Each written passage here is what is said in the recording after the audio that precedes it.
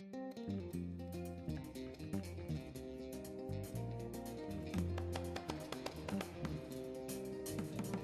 ont quitté leur pays d'origine pour diverses raisons.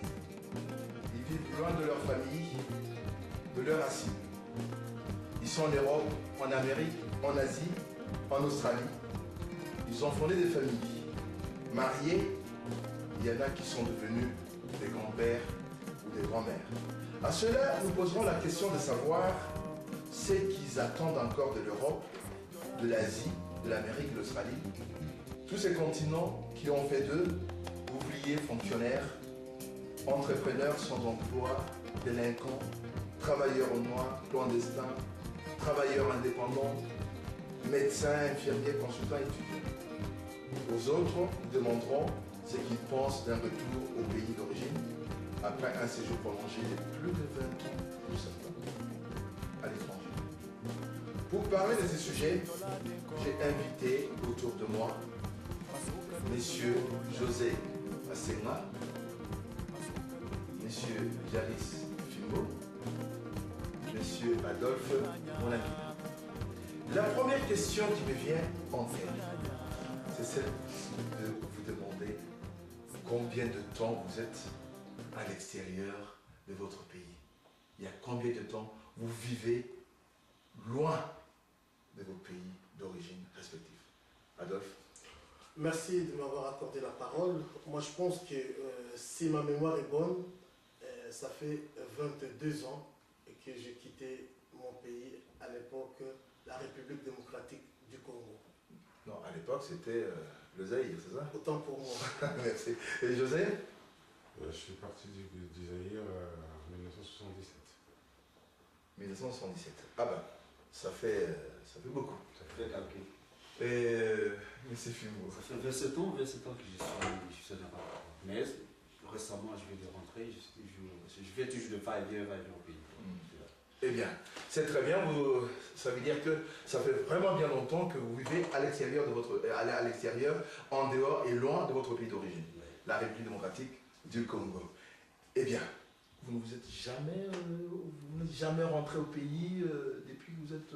enfin, vous l'avez dit, vous rentrez de temps à autre. Il y a un an, je fais les va-et-vient. Va-et-vient. 92. Mais qu'est-ce qui fait que vous rentriez ainsi, vous alliez de temps à autre? Est-ce qu'il y a une raison, des funérailles, un truc comme ça? Non, la première fois c'était juste pour visiter les pays, retourner dans les berceaux pour voir qu'est-ce qui s'est passé, qu'est-ce qui se passe, qu'est-ce qui s'est pas passé. Ah bon, d'accord. Et vous, José, vous n'êtes jamais rentré au pays? Moi, je suis rentré au pays en 2008. Voilà. Donc vous aviez déjà plus de 50 ans. Ah, j'avais ça? Oh, j'avais plus de 50 ans. 50 ans.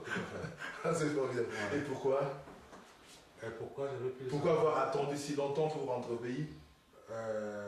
Parce que j'avais pris une décision de ne plus jamais remettre mes pieds là-bas. Ah, pourquoi? Si on peut savoir, hein, vous savez. Non, parce que je considérais que j'avais plus d'intérêt là-bas parce que mes amis, la plupart de mes amis avec qui j'ai grandi, ils étaient tous morts. Mon père, mes soeurs, donc je ne vois pas. Donc au fait, vous n'aviez presque plus rien à faire au pays, voilà, du moins en ce qui concerne enfin, le volet familial, le volet social. Voilà. Et vous, M. Adolphe? Oui, moi je suis réparti en 2008. C'était pour enterrer ma mère qui est décédée en Belgique. Et donc c'était un choc pour moi de retrouver 20 ans après mon pays.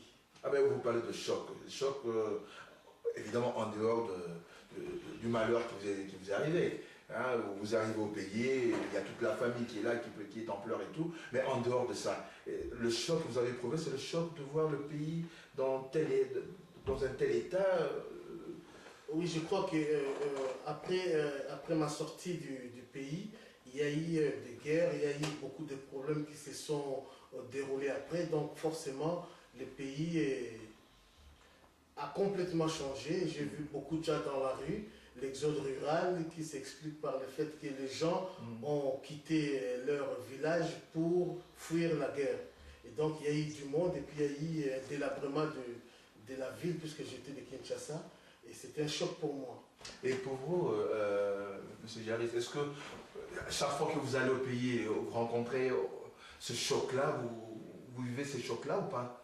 Je sais que donc, tous mes amis, les vrais amis, quand je parle des amis de l'école, de la France, tout ça, ils sont pris. Il y a des gens qui sont morts, je ne sais pas, ils sont partis de gauche à droite. Donc vous arrivez là-bas comme un étranger? Un étranger, j'essaie de créer notre relation avec le nouveau venu. Est-ce que c'est facile?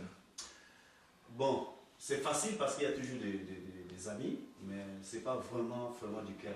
Donc ce n'est pas vraiment de bons souvenirs comme avant. Et José, vous dites que au départ, vous n'avez plus envie de rentrer étant donné que vous avez perdu enfin, beaucoup de monde, quoi. Bon, vous êtes rentré au pays, 50 ans déjà. Vous avez éprouvé aussi ce choc-là? Oui, mais le choc était terrible. C'était terrible de voir comment est-ce que c'est...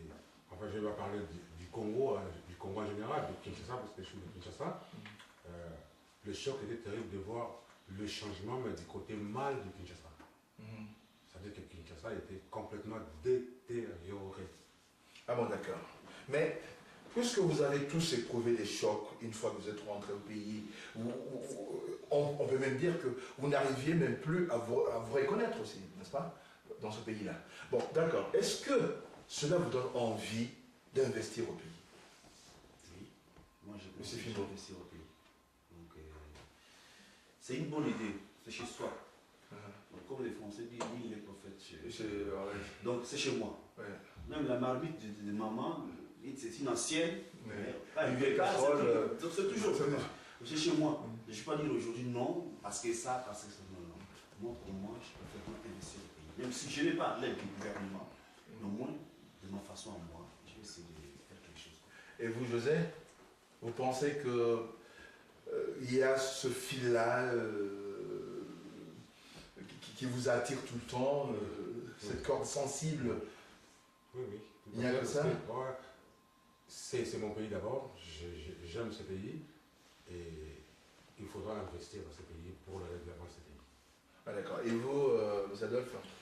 Oui, moi je parle de l'investissement aussi intellectuel, hein, au-delà de l'argent qu'on peut mettre sur table pour notre économie. Il y a aussi un investissement intellectuel avec des projets, avec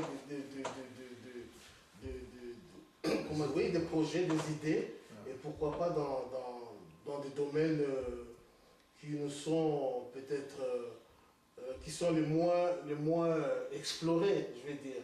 Oui, justement, nous allons revenir un peu plus loin là-dessus. Mais vous avez parlé tous des investissements. Hein, on peut investir chez nous simplement parce que c'est chez nous.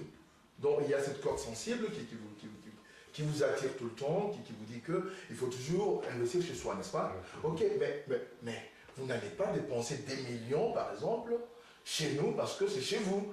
Pendant qu'il n'y a pas un encadrement juridique, par exemple, pendant qu'il y a insécurité, par exemple, au niveau de certains investissements, vous n'allez pas vous dire, ben moi je m'en vais investir parce que c'est chez moi. Avec le paix qu'on a, on peut faire quelque chose. Parce que déjà, il n'y a pas de travail chez nous. Il n'y a pas de salariés chez nous. Il y a des familles qui souffrent. Donc le paix, comment on fasse? Si aujourd'hui, moi, j'arrive déjà à construire quelque chose, faire quelque chose, à majorité 10 familles, 10 personnes, il y a plus de 60 bouches, 100 bouches.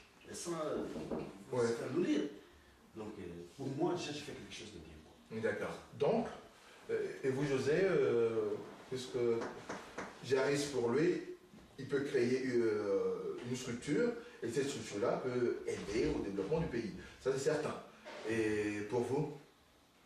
C'est